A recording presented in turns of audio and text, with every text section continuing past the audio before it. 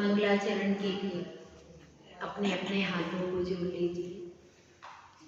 आरिहंते को नमने करे आरिकुदहु, सिद्धि को नमने करे सिद्धि पदे को चहु, पंचाचार्य को तपे ऐसे आचार्य नमु, उपाध्याय को नमने करे ज्ञान कुंवरू, साधु को नमने करे सिद्धि पदे को चहु, आरिहंते को नमने करे आरिकुदहु, सिद्धि को नमने करे सिद्धि पदे को चहु।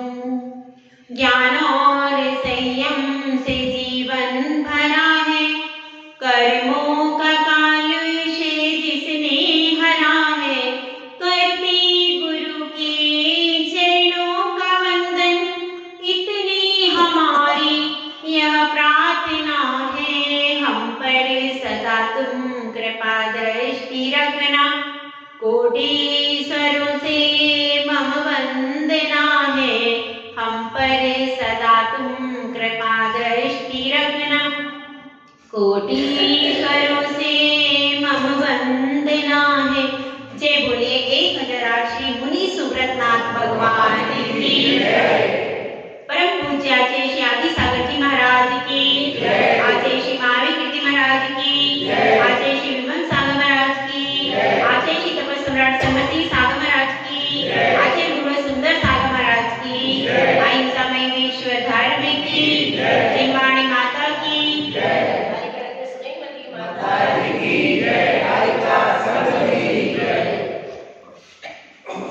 धर्म प्रेमी भव्यात्मा,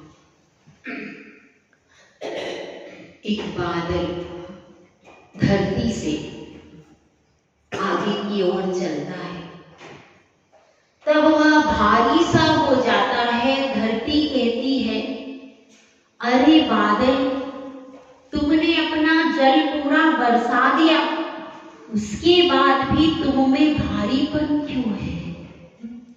अरे हल्के हो गए हो, अब तो तुम में कुछ भी जल नहीं रहा है, फिर भी तुम में तो अब शुभ्रता आ गई है।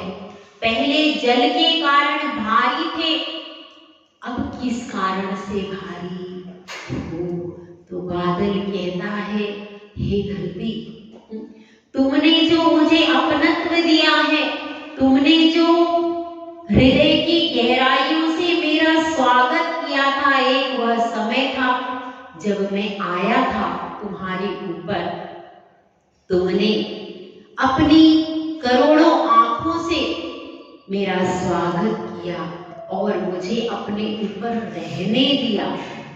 यदि तुम क्रोध से मुझे देखती तो हो सकता था मैं उड़ करके कहीं और चला जाता, लेकिन तुम्हारे इतने प्रेम से और तुम्हारे अपनत्व से मैं यहीं पर टिका रह गया, और जब टिका रह गया तो फिर बिजलियां आई और एक दिन में बरस भी गया। जो जहां रह जाता है उसको वहां के व्यक्ति लाभ भी उससे उठा पाते हैं, क्योंकि बिना टिके कोई बादल बरसता नहीं है। चलते चलते नहीं बरसते हैं भैया बादल। बादल को बरसने के लिए उस समय तो एक जगह पर टिकना पड़ता है, और वो टिक करके जब बरस जाते तो धरती कहती है कि अरे बादल, तुमने मुझे कितना दिया है, तुम्हारी ही कृपा से मैं आज हरी भरी हो गई। मेरी ये चूनर जो कि कैसी थी, मेरी यह चूनर आज धानी हो गई। तो ये सब धानी चूनर किसने मुझे दी है? तुमने ही तो दी है। तो बादल कहता है कि नहीं, ये तो तुम में ऐसी योग्यता थी कि तुम्हारी वह मटमैली चूनर आज धानी हो गई। तुम में अगर गुलाबी गुलाबी फूलों वाली आज हरी चूनर पहन रखी है तो यह तुम्हारी योग्यता थी। मेरे पास तो जो था मैंने बरसा दिया, और फिर इसमें भर जाएगा फिर बरसा दूंगा। मेरा स्वभाव है बरसना और तुम्हारा स्वभाव है ग्रहण करना। तुम अपने स्वभाव में यदि तुम हरी भरी चूनर पहन करके रहती हो तो पूरे जगह पर सबके लिए अन्नदान देने का काम करती हो और मैं यह जलदान देने का काम करता हूँ। हम दोनों का अपना अपना काम है, परंतु हे धरती, मैं भी तुम्हारे साथ हमेशा नहीं रह सकता। मुझे भी अलग अलग गांव जाना है। प्यासी धरतियां और भी हैं, और भी उन सब धरतियों की प्यास बुझाना है, लेकिन तुम्हें तृप्त करने की कोशिश की है, पर धरती कहती है नहीं बादल, मैं अभी तृप्त नहीं हुई। अभी और भी ऐसी जगह हैं जहां पर हरियाली नहीं आई है, जहां पर फूल नहीं खिले हैं। कुछ धरती हरियाली हुई है, कुछ में फूल खिले हैं, कुछ में अंकुर फूटे हैं, और कुछ धरती अभी ऐसी ही पड़ी है। मैं तो चाहती हूँ इस धरती का कण कण पावन हो जाए, फिर तुम चले जाना। अभी तुम ठहर जाओ। तो बादल कहता है धरती से, थोड़ी प्यास बाकी रहने दो। जब वह प्यास बाकी रहेगी तो मैं फिर आ जाऊंगा, लेकिन मेरा जो स्वभाव है कि मुझे तो चलते रहना है और मुझे चलते ही जाना है। मैं फिर देखने आऊंगा धरती, तुम मेरी धरोहर को संजो करके रखना। मैं जो दे करके जा रहा हूँ, मैं जो जल की वर्षा करके जा रहा हूँ, जो हरियाली चुनर मेरी सहायता से तुमने पहनी है, जो फूल तुमने खिलाए हैं, उस हरियाली चुनर और फूल को तुम संभाल करके रखना। मैं आऊं तब तक ये हरियाली चुनर और हरी हो जाए, इसमें फूल और फूलों से ये हरियाली चुनर भर जाए। ऐसी मेरी भावना है। इस तरह से बादल कह देता है। धरती की आंखें बरस रही हैं। बादल कहता है माँ तुम क्यों बरसी? तो धरती कहती है कि देखो तुम्हारा जल मेरी सांसों में समा गया, उसने हरियाली चूनर तो ओढ़ ली, पर ये माँ का दिल है और यह माँ का दिल तो बरसता है। क्योंकि कहा है किसी कवि ने कि माँ वही है जिसकी आंचल में दूध है और आंखों में पानी है। तो यह धरती है, यह बरस रही है। तुम इसके बरसने से ये मत सोचना, क्या नहीं सोचना कि मैं दुखी हूँ। मैं दुखी नहीं हूँ, मैं तो खुश हूँ कि तुमने इतना दिया है और इससे मैं हरी भरी हो गई। आगे मैं इसमें इतनी प्रगति कर लूंगी कि तुमको वापिस लौट कर आना पड़ेगा। मैं कहती हूँ बादल कि कहते हैं कि मेरी इबादत में तासीर है, खिंच के मेरे पास आओगे तो। क्या कह रही है धरती? अरे तासीर पैदा करो, अगर तासीर पैदा होगी तो तदबीर भी बदल जाया करती है बंधुओं। तो इसलिए धरती में यदि तड़प होगी, तड़प होगी, तो बादल की बिजली की चमक भी लौट करके वापिस आ जाएगी। तो इसलिए क्योंकि तीर्थंकर भगवंतों के चरण भी वहां जाते हैं जहां की धरती पुण्यशाली होती है, यहाँ भी पुण्य की फसल को उगाना है, उसको हरा भरा करना है। जो जो पुण्य बढ़ता जाएगा क्यों तो साधुओं के चरण अपनी नगरी की ओर बढ़ते जाएंगे। और यही चाहते हैं यह धरती धन से, धान्य से और धर्म से, तीन चीजें रत्नत्रय तीन होते हैं, सम्यक दर्शन, ज्ञान और जागरण। इसी तरह से यह धरती धन से भरे, धान्य से भरे और धर्म से भरे, तीनों चीजें धरती में है। धन भी कहाँ होता है? जो सोना चांदी आदि खदानें धरती के अंदर ही होती हैं। तो वह धरती धन से भरे और धान्य से भी भरे, क्योंकि उनकी भोजन सामग्री भी लोगों के लिए जरूरी है। इसीलिए धरती धन से भरे, धान्य से भरे, और धन लक्ष्मी भी दो प्रकार की होती है। कौन सी? एक तो अंतरंग लक्ष्मी और एक बहिरंग लक्ष्मी। तो वह दोनों प्रकार की लक्ष्मी से यह धरती भरे, और धन से और धान्य से।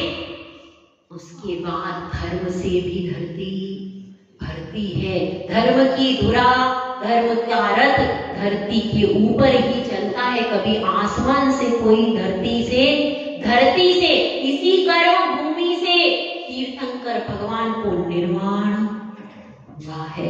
इसीलिए यह धरती धर्म की धुरा चलाने वाले तीर्थंकरों से पुरुषों से भरे, मुनियों जैसे महापुरुषों से भरे, आरिका माता जी इसमें साधना करें, तो इसलिए यह धरती नित प्रति भरती रहे।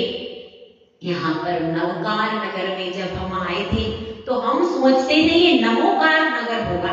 नवकार क्या है भाई? हमने यही सोचा था ये नमोकार नगर होगा और बहुत धार्मिक नगर होगा, क्योंकि नाम ही है नमोकार। लेकिन बाद में पता चला कि क्या है, नवकार नगर है। और वास्तव में बहुत अच्छा है कि यहाँ पर नमोकार, ये वास्तव में नवकार है क्या? नमोकार है, और नमोकार अनादि निधन मंत्र है। 84 लाख मंत्रों का राजा है, कोई भी मंत्र उसको डिफीट नहीं कर सकता, इतना अपराजेय मंत्र है। और जो कि शाश्वत मंत्र है, सिद्ध मंत्र है, ऐसे नमोकार मंत्र से जिस नगरी का नाम है वो तो अपने आप में स्वयं ही पवित्र है, स्वयं ही पावन है। और यहाँ पर आकर के हमें भी कैसा लगा? तो हमें बहुत अच्छा लगा, हमको भी बहुत अच्छा लगा। बहुत देखिए, हमें बहुत सारे लोग नहीं चाहिए, हमें तो ऐसे लोग चाहिए जो धर्म पिपासु हो। धर्म पिपासु लोग चाहिए जो कि जिनवाणी के रस का अमृत पान करने को आतुर हो। ऐसे आतुर हो जिस प्रकार से सुबह के सूरज आता है किरणें लेकर के, और कमल आता है तो कमल एकदम, फिर सूरज कोई देखता है उसको बाहर का और कुछ दिखाई नहीं देता। इसीलिए ऐसे चाहिए पिपासु कर्ण हो, और उन कर्णों पर हम जिनवाणी का ओरिजिनल अमृत उड़ेलना चाहते हैं। ओरिजिनल चीज है, जो मूल है, जो मूल सिद्धांत है, हम मूल की तरफ से चले। क्योंकि बाकी बातें तो कोई भी कर लेता है, हमको मूल आगम को ही पढ़ाया गया है। आचार्य श्री ने 14 साल केवल मूल आगम ही पढ़ाया हमको, बाकी की कोई भी पुस्तक पढ़ने को नहीं। वह हम चाहते हैं कि हमारे श्रावकों में भी मूल आगम का प्रचार प्रसार हो, वे भी मूल से जुड़े। क्योंकि अगर हम जड़ों से जुड़े रहते हैं तो हम हमेशा मजबूत रहते हैं, फिर कभी भी कोई दूसरा व्यक्ति हमें भटका नहीं सकता। कहीं भी दूसरे तरफ राग द्वेष की आंधी चलती है तो उसमें कौन बहेगा? जिसको वीतरागी धर्म पर, वीतरागी देवशास्त्र क्यों है वीतरागी, इसकी बात का पता नहीं होगा, वही भगेगा। लेकिन जिसको यह पक्का पता है कि हमारे वीतरागी देवशास्त्र गुरु सबसे सच्चे हैं, सबसे अच्छे, वो क्यों इधर उधर जाएगा? जिसके घर में अपने कामधेनु गाय है, चिंतामणि रतन है, वह दूसरी जगह गाय खरीदने क्यों जाएगा? तो हमें अपनी संपत्ति का ज्ञान कब होगा? जब हम मूल से अध्ययन करेंगे। इसलिए मूल शास्त्रों के अध्ययन करने का और अध्ययन कराने का यही हमारा मुख्य लक्ष्य रहता है। इसलिए थोड़ा सा कठिन भी पड़ता है, लेकिन लोग शुरू में नहीं जुड़ते, पर धीरे धीरे उनको समझ में आता है। बहुत अच्छा, बहुत सारे लोगों ने सहयोग किया है। देखिए, सबके नाम तो मैं जानती नहीं हूँ, फिर भी मैं कोशिश करूंगी। सुबह की चर्या से प्रारंभ करते हैं। सुबह 6:30 बजे जब हम उठते क्या थे? सुबह जब हमारा दैनिक पाठ आदि परिपूर्ण होता था तो दरवाजे से आवाज आने लगती थी। दरवाजे से आने लगती थी आवाज, कोई विनती, कोई स्तुति, कुछ भक्तामर की, तो समझ जाओ कि वर्षा भाभी आती। और वर्षा भाभी जैसे ही हम अंदर आते थे तो क्या करती? कमंडल में पानी भरती थी और डिब्बी लेती थी। फिर वो बाहर तक जैसे ही आती थी सो ही अविनाश भैया खड़े होते थे और फिर अतुल भैया और मनीष भैया, ये 3 लोग सुबह के जब हम शुद्धि की क्रिया पर जाते थे तो ये 3 व्यक्ति, और भी 1-2 व्यक्ति, वंदना जी भी बीच में आई हैं, और भी 1-2 व्यक्ति बीच में और भी आए हैं। हाँ, पंकज भैया भी बीच में आए हैं। तो ऐसे इन लोगों ने सुबह जो साधु की एक क्रिया है कि खुले में हम जाते हैं, जिससे क्या होता है? एक्सरसाइज भी होती है और वातावरण भी प्रशस्त होता है, और हमारी जो क्रिया है वह भी निर्जंतुक स्थान पर होती है। तो इस क्रिया में सुबह सुबह सहयोग दिया। उसके बाद भी फिर 7:30 बजे आती थी, 7:30 बजे भी आकर के, और इस प्रकार से पूरा संघ का पूरा विनय रखा है। वो नाम भी उनका, वो चली गई, हाँ, नेपा नगर वाली विमला भाभी भी, और साथ में जीवन लता जो है, जीवन लता नाम है ना, जीवन लता है, और ऐसे कई लोग हैं जिन्होंने पूरा सहयोग दिया। देखो मुझे ज्यादा नाम याद नहीं होते, फिर भी मैं कह रही हूँ पूरी जितनी भी महिलाएं यहाँ बैठी हुई हैं सभी ने बहुत सहयोग दिया है। और पूरी विनय बार-बार कहती रहती थी कि हम आ जाएं, हम आपका सहयोग कर दें। हमारी चंचल भाभी बैठी हुई है, वो तो किसी कारण से अभी बाहर रह गई, नहीं तो उनका चौका पहले लग जाता। बहुत सारे चौके रह गए, अब वो अगले टाइम में बुकिंग होगी उनकी, तो ठीक है। तो ऐसे ही परिवारों ने बहुत, और हृदय से जुड़ा, जो जुड़ा है हृदय से जुड़ा है। कहाँ से जुड़ा है? प्रवीण भैया जो है ये रेगुलर झुल्लक जी के पास आए हैं, एक भी दिन का नागा नहीं, इतने दिनों में। हाँ, महेश भैया और प्रवीण भैया ये दोनों रेगुलर आए हैं, और रेगुलर आकर के झुल्लक जी के पास में स्वाध्याय किया है और ज्ञान अर्जन किया है। ऐसे ही अर्पित भैया तो अभी है नहीं ना, असल उनका चौका, और हमारे विजय सेठी जी, इन्होंने बराबर प्रवचन में सहयोग किया है। और एक बार क्या हुआ था, हमारे पाटे रह गए थे वहां सनावत में, तो जैसे ही इनको पता चला, उन्होंने कहा माता जी आपको जो चाहिए आप कहिए, आपकी वस्तु तुरंत मंगा दी जाएगी, आपको जरा सी भी परेशानी नहीं। इतना मतलब अविनाश भैया और विजय सेठी जी ये दोनों बराबर खड़े रहे। अभी हमको लगा नहीं कि हम कहीं बाहर हैं, ऐसा लगता था कि बिल्कुल अपने ही नगर में, अपनी ही कॉलोनी में आ गए। और हम ही नहीं, झुल्लक जी, माता जी, सबको इतना विनय और इतना आदर भाव, इतना अपनत्व मिला है कि उसको शब्दों में बयान नहीं कर सकते।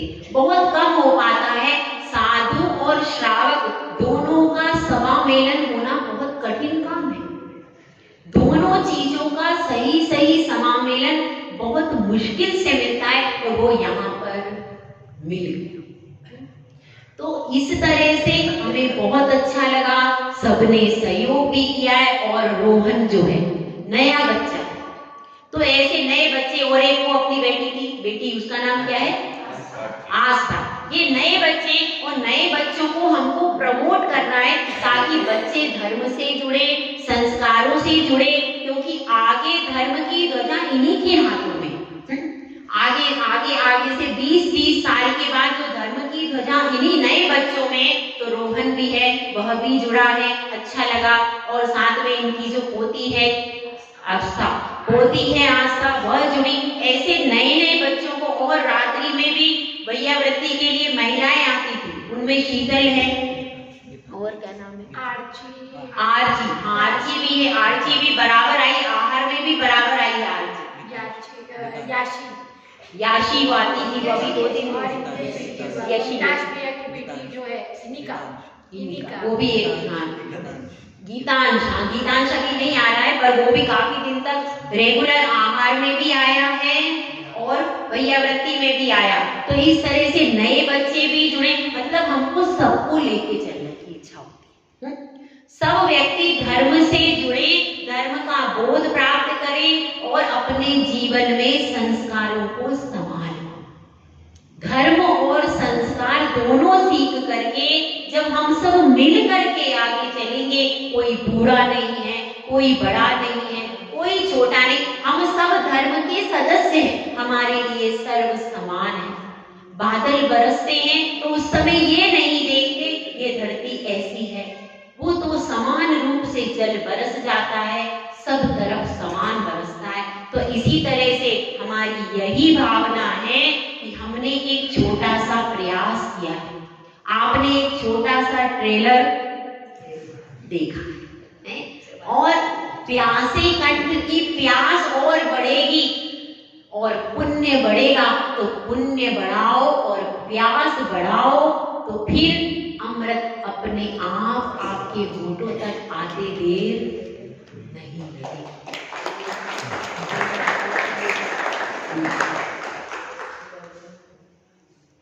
तो आप सबके लिए बहुत बहुत आशीर्वाद है, सबके लिए है। गुरुदेव के पास हमने पहले संदेशा पहुंचाया था, पिछली बार ही हमारा आने का मन था, तो आचार्य श्री के पास हमने संदेशा पहुंचाया था कि हमारा खंडवा जाने का विचार है।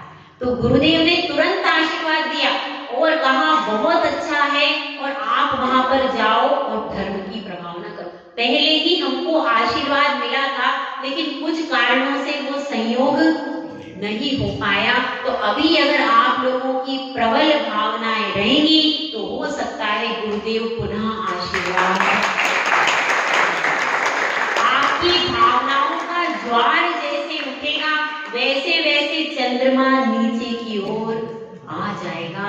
तो आप लोगों की भावनाओं के ऊपर है कि आगे आपको सानिध्य कितना चाहिए, कैसा चाहिए। जैसी आपकी व्यवस्था होगी वैसा गुरुदेव का आदेश जैसा रहेगा उसके अनुसार, क्योंकि हम तो समाज से भी बंधे हैं, गुरु से भी बंधे हैं। हमें दोनों को लेकर के चलना है।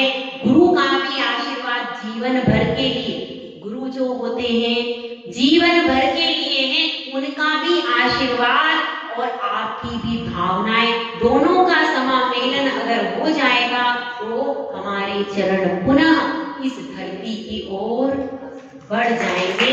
तो आप लोग सबके लिए बहुत बहुत आशीर्वाद है।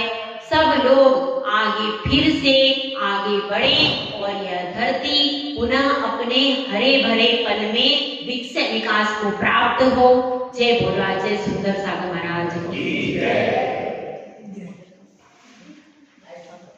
हाँ, एक चीज आपको बोलना जरूरी रह गई है। जिस धर्मशाला में हम लोग रहते हैं